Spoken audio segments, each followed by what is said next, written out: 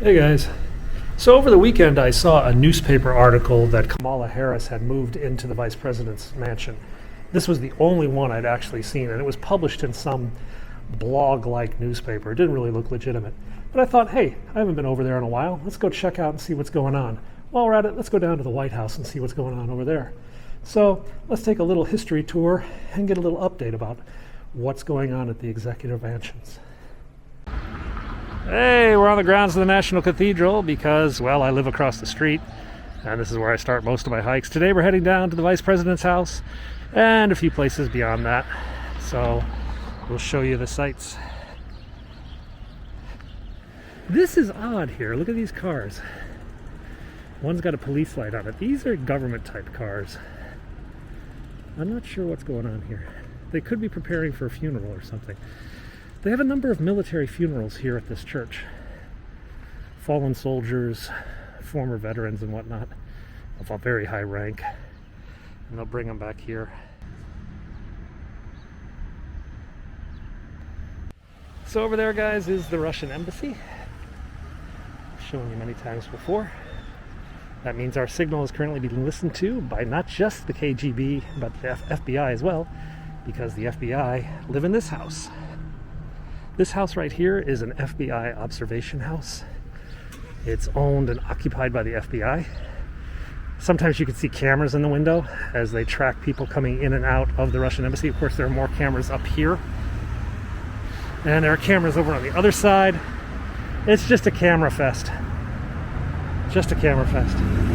So this is at 2619 Wisconsin Avenue. I'm not divulging any secrets. This is a widely known fact. This house is owned by the FBI. In fact, if you Google FBI spy house Washington, D.C., you can actually find that house that we just walked you past.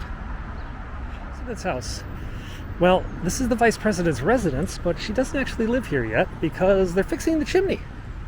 In fact, I think I can see them. There's actually something going on the chimney. Let's see if I can film that. So they've got some sort of tarp up on the chimney, which is up on top of the building. Now this next house, I can't quite confirm. This is 2501 Massachusetts Avenue. 2501 Massachusetts. And I've been told this was the house of CIA Director William Casey, Bill Casey. He was President Reagan's CIA Director. He was also one of those OSS guys under Wild Bill Donovan. And he was Secretary of Treasury as well. He was a wealthy New York businessman who came down to work for the government, work as a CIA. He was heavily implicated in Iran-Contra and all the other proxy wars of the Reagan administration, Afghanistan, Nicaragua, Angola, stuff like that.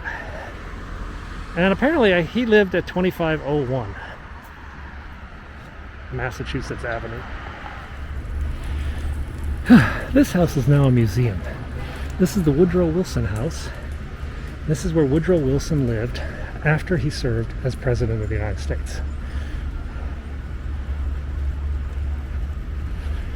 Wilson is known for the League of Nations and world peace and all that, but he's also known as being a staunch segregationist, which is why his name is being removed from a lot of public buildings like schools, colleges and stuff. And this is the old textile museum, which is now Jeff Bezos' private house. So there's two buildings. This is the main building, and then it's connected over to this other building. I guess there's a hallway, which is like what? The East Wing and the West Wing. Jeff Bezos owns the Washington Post, and Amazon's second headquarters is in Arlington, Virginia. Over there you have the Embassy of Armenia, but then over there, 2223 R Street, that is the ambassador of Myanmar's house, Burma, if you like the old school name. That used to be Charles Evan Hughes' house. Charles Evan Hughes was the governor of New York.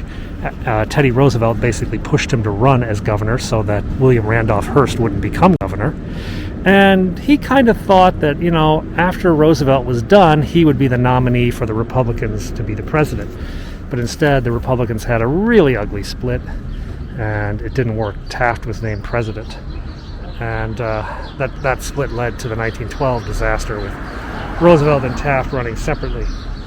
So when Taft was named president, he named Charles Evan Hughes as an Associate Justice of the Supreme Court.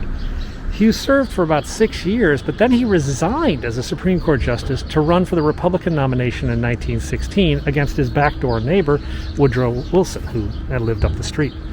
He lost, and he went back into private practice. In 1920, people thought he would run again, and they would probably win the presidency, but his daughter died, and he was stricken with grief and dealing with the aftermath of that tragedy. In 1920, as he was named as Secretary of State. Then he resigned, went back into private practice, became probably one of the most established lawyers in the country.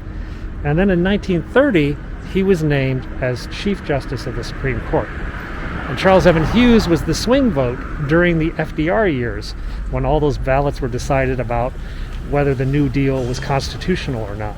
He sort of was between the Three Musketeers and the Four Horsemen, the two groups of the Supreme Court who went back and forth on the New Deal.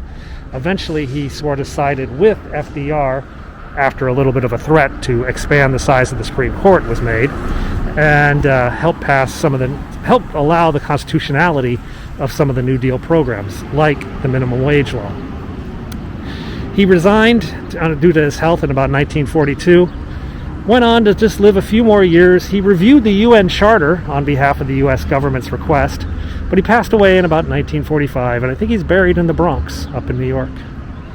So that was Charles Evan Hughes' house, now the Ambassador of Miramar, here just off Embassy Row. So this little scrub of land was renovated by a local developer on behalf of a friend of his who was a congressman. And it actually contains like a buried time capsule / vault of some of the congressman's famous work. Now, the congressman in question was Congressman Sonny Bono. Sonny Bono, after he worked with Sonny and Cher, went on to become the congressman from Palm Springs, California. And he was a well-liked congressman. He was kind of a fun, happy guy. And there is a time capsule buried in this park with like the original lyrics of I Got You Babe or something like that, one of the Sonny and Cher classics. So this is known as Sonny Bono Park. Right here at the corner of 20th and New Hampshire Avenue Northwest. And right across from the Heinrich's Castle, the Heinrich Museum or building. This was owned by a Washington, D.C. beer baron, Heinrich, Heurich, I think I'm pronouncing it right, and is generally considered by architectural historians to be one of the best examples in the United States of Victorian architecture that still exists. It's like all stone and steel. They called it the first fireproof house in America when it was built, or something like that. Now it's known as the Castle. It's a museum, sort of, you can rent rooms out there for having like functions and stuff like that. But it is a pretty cool looking building, the Heinrich Castle, and that's at the corner here of 20th and New Hampshire Avenue Northwest. But this new apartment building is actually where Senator Kamala Harris had her condominium, her Washington address. So, Senator, now Vice President Kamala Harris, lived in this building. I think she actually stayed here the first day or two of the new administration until the Secret Service said, no. We can't secure your place here. You're coming with us to Blair House. So they put her in Blair House, which we're going to see in a few minutes. But this building is where Kamala Harris lived as a U.S. Senator. So now let's make our way over to where she is as a Vice President. Blair House.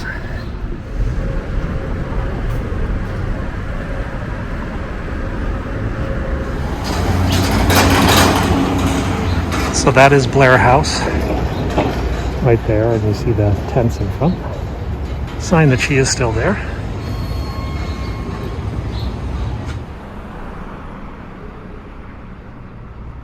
wonder if I can film it.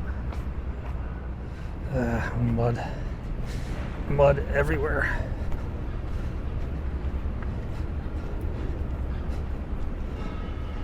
I'm not sure if I can film from here. Let's see if we can film it. So guys, you can just make out that white townhouse over there.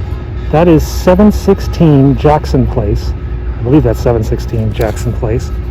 And that is known as the Presidential Townhouse. Now, to the left of it is another house. I think it's the Harry Truman Scholars. But then to the left of that is a house called Trowbridge House. Those houses, the Presidential Townhouse and Trowbridge House, are designed for use by former presidents of the United States. So if a former president of the United States comes to Washington, they can stay there. Now, Hillary Clinton and Barack Obama both have their own places in Washington, D.C. George Bush, the last time he came, he stayed at Blair House. That was for his father's funeral. Donald Trump made available the presidential guest house for use by him. And President Carter is a fan of this hotel over here, the Hay Adams. So when he comes to Washington, he usually just stays at the Hay Adams. So there's some sort of protest / Hare Krishnas or something like that going on here, ringing a bell, which is actually quite annoying. But we'll walk past him. There's always a protest going on. Yep, so I wonder if this is that Korean woman who wants U.S. troops out of Korea. Yep, that is her. Oh, she's got some other people here today.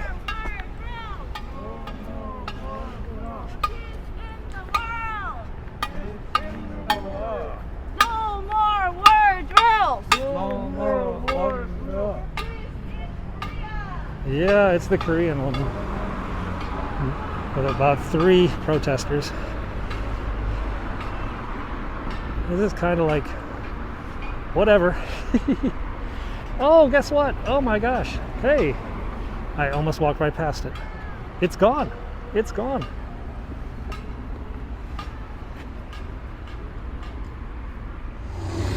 The press viewing stand, which was sitting here for the inaugural parade, is now gone.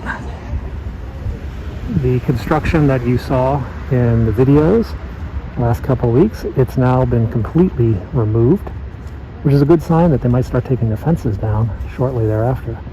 But that crane is picking up the last pieces of the inaugural parade viewing stand, and the park is now empty. This lovely old house, which is next to the church across from the White House, and now part of the St. John's Church. This used to be Lord Ashburton's house, or the British Legation. Lord Ashburton came to the United States, and he was the one who hammered out a treaty with Daniel Webster. The Webster-Ashburton Treaty settled the border between places like Maine and Canada, and a lot of other little disputes that were going on between the United States and Canada back in the 1800s. Lord Ashburton also worked on a treaty or an agreement between the United States to attack slave ships. The British and the American navies would work together to combat slavery and the slave ships that were coming across the ocean. And that is where Lord Ashburton lived, in the British Legation. So guys, that's the hike today. I'm in Black Lives Matter Plaza heading back to the subway. She's still banging away on her pots and pans. And I'm going to upload this video later today. If you want me to make something else, if you want to see something specific, please send me a note in the comments, and I will try my best to let you see what I see here in Washington, D.C. Thanks a lot for watching. Like, subscribe, comment, all that, and I'll catch you next time.